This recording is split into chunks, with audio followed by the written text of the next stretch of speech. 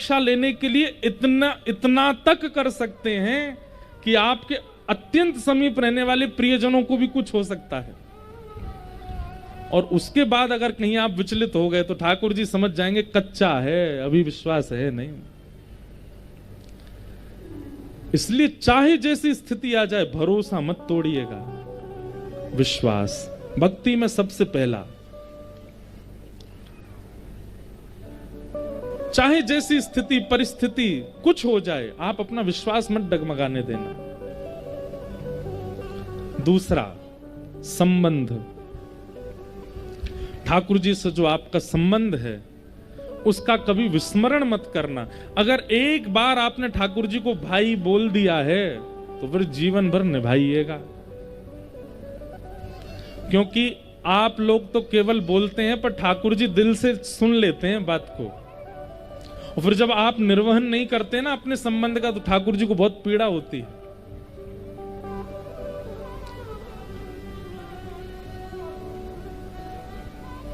गुसाई श्री विठलनाथ जी श्रीमद वल्लभाचार्य जी के पुत्र हुए। गुसाई श्री विठलनाथ, उनके 7 पुत्र थे और 7 पुत्रों के ब्याह हो गए थे। 7 पत्नियां थीं घर में, लेकिन वो 8वें पुत्र के रूप में, अब 8वां तो नहीं कहेंगे, पहले पुत्र के रूप में ठाकुर जी को अपना पुत्र मानते थे, ठाकुर जी को अपना लाला मानते थे। बड़ी लीलाएं गुसाई श्री विठलनाथ जी की हमने कथा में सुनाई हैं। तो ठाकुर जी को अपना लाला मानते थे। सब लोग ध्यान से सुनना। तो एक बार एक मनहारन को उन्होंने अपने घर भेज दिया। बोले हमारी 7 बहू हैं, जाओ उनको चूड़ी पहना दो, जैसी उनकी रुचि हो वैसी। मनहारन आई, किसी ने लाल चूड़ी पहनी, किसी ने हरी चूड़ी पहनी, किसी ने, सब ने पहनी जैसी जिनकी योग्यता। 7 बहुएं पहन के चली गई। इतने में छोटी सी लाली आई और उसने अपने छोटे छोटे हाथ आगे किए, बोले हमें भी पहनाओ। तो मनहारन बोली अरे तू कौन की लाली है? बोले मैं लाली तो बरसाने क्यों, पर गुसाई विठलनाथ जी की मैं भी बहू हूं, 8वीं बहू हूं। और 8वीं नहीं, ये सबरी दूसरे से 8वें तक मैं पहली बहू हूं गुसाई जी की। और छोटी सी बोले बहू बहू, तो मनहारन को तो बड़ी उस पर मतलब करुणता आवे, उसको ऐसे गले लगाने का मन करे। अरे लाली तू तो बड़ी सुंदर है, तेरो ब्याह है क्यों? बोले हाँ मेरो ब्याह है क्यों। अच्छा तेरो पति कहाँ है? और पति मंदिर में पुजवार हो है अपने आप पे पति मंदिर में ठाड़ो है। और उसकी बात सुन, छोटे बालापन की बात पर विश्वास। अप्रेमयम बलम तस्य बालकस्य नते विदु। भागवत जी में श्री यशोदा मैया को बालक ठाकुर जी की सच्चाई बताते हैं, लेकिन यशोदा मैया मानती नहीं, क्योंकि बालकों की बात पर भरोसा कम होता है। लेकिन एक बात सुनिएगा, ये बालक ही हैं जो झूठ नहीं बोलते। हम बड़ों पे भरोसा कर लेते हैं पर बड़े झूठ बोलते, बालक झूठ नहीं बोलते। क्योंकि बालकों का स्वभाव सीधा होता है ना, तोतली वाणी होती मीठ, इसलिए हमको लगता है कि ऐसे ही बोल रहे हैं, पर बालक झूठ नहीं बोलते। मोह चूड़ी पहनाओ, तो मनहारन ने तो चूड़ी पहना दी। और श्री किशोरी जी के रूप माधुरी को देख करके वो तो इतनी प्रसन्न हो गए। लौट करके गुसाई जी के पास गई। गुसाई जी बोले पहनाया ही चूड़ी? बोले हाँ। कितनो पैसा भयो तेरो? बोले महाराज 7 तो बड़े बड़े हाथ है और 8 वो छोटे छोटे हाथ है, तो 7 हाथन के तो पूरे पूरे पैसा लगेंगे, लेकिन 8वें हाथ के आधे पैसा लगेंगे। बोले 8वीं कौन? 7 ही बहू है हमारे घर में। अरे नेक्स्ट इसी एक लाली ऐसी गदमद राशि, ऐसी ऐसी मीठी मीठी वाणी में बोल रही, वाकु चूड़ी पहना के आई मैं। हुसैन जी बोले जन कौन की छोरी है पहनाया आई है, हम पे थोप रही है। हम हमारे घर में कोई लाली ना है, हमारे घर में 7 बहू हैं बस। अरे गुसाई जी मुझको पैसा को लोभ नहीं है, मैं तो वास्तविकता बता रही हूं। आपके घर में एक छोटी सी लाली आई, वो चूड़ी पहन के गई है। आप भले ही मुझको 7 बहुवन को ही पैसा दो, 8वीं को मत दो, पर मैं आपको बता रही हूं कि मैं 8 को पहना के आई हूं, एक छोटी सी लाली भी आती।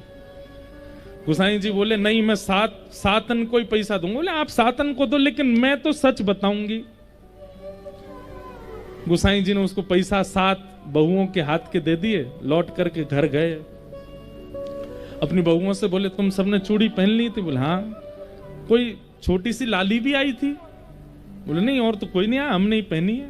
बोले वही तो मैं उसको बोला कि हमारे घर में तो कोई है नहीं, कौन है पहनाया ही तू?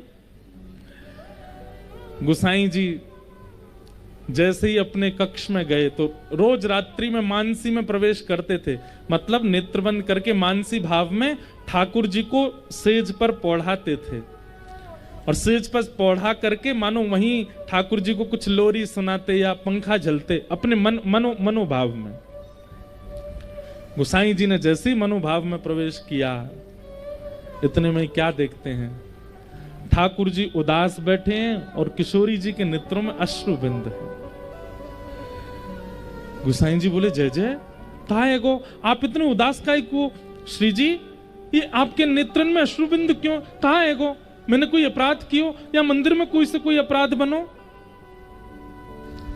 किशोरी जी बोली आप बस इनको लाला मानो अपनो, इन्हीं को लाला मान करके इनकी सेवा करोगे, इनको उठाओगे, इनको खवाओगे, इनको सुवाओगे, इनको अपना पुत्र मानो। कभी कोई पूछे कितने बालक, तो 8 बालक कहो, एक ये हैं, 7 आपके अन्य पुत्र हैं।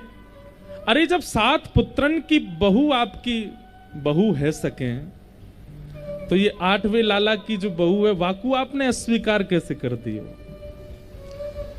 आज हमारे घर मनहारन चूड़ी पहनावे आई, सबरी बहुओं ने चूड़ी पहनी, मैं भी या घर की बहू क्योंकि आपके लाला हैं, मैं चूड़ी पहनवे गई तो आपने मेरे बट की चूड़ी को पैसा ही नहीं दियो।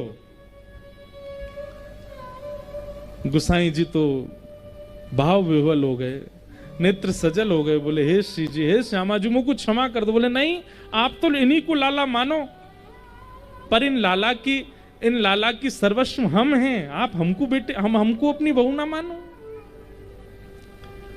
गोसाई जी आधी रात में गए, मनहारन को दुगना पैसा दे के आए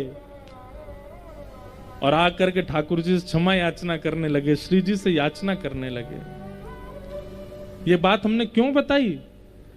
आपने तो संबंध माना, आपने मान लीजिए ठाकुर जी को अपना भाई माना, तो ठाकुर जी को भाई मानते ही ठाकुर जी के जितने संबंधी हैं वे भी सब आपके हैं।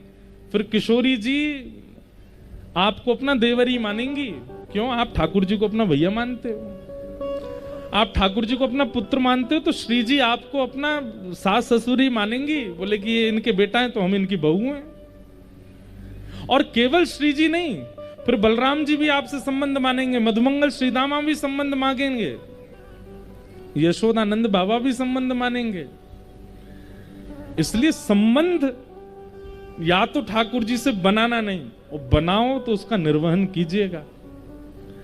फिर महाराज वृंदावन से जो व्यक्ति आवे ना, उसको उसी संबंध से देखिएगा कि ठाकुर जी हमारे भैया हैं, या हमारे ठाकुर जी के गामते आए हैं तो ये भी हमारे बड़े भैया हैं। एक बार मैं बता रहा था कहीं कथा में, कोई ठाकुर जी को जीजा जी मानता होगा, किशोरी जी को बहन मानता है, ठाकुर जी को जीजा जी मानता है। हम वृंदावन से आए और सभा में सब लोग बैठे थे, कोई बोले महाराज जी की जय हो, कोई बोले गुरु जी की जय हो, एक बोला जीजा जी की जय हो। मैंने कहा भैया कौन सा सालो आयो हमारो, बिना ब्याह की सारो बन गो? बोले आपको ना भयो, लेकिन आपके भैया को तो है गो। श्री जी मेरी बहन है, ठाकुर जी मेरे जीजा जी, और आप उनके गांव के तो आप भी जीजा जी। मैंने कहा वाह भाई बहुत बढ़िया। तो संबंध भक्ति में 3 सूत्रों का ध्यान रखना, विश्वास, संबंध और तीसरा है समर्पण। ठाकुर जी के प्रति समर्पण। समर्पण का मतलब क्या है?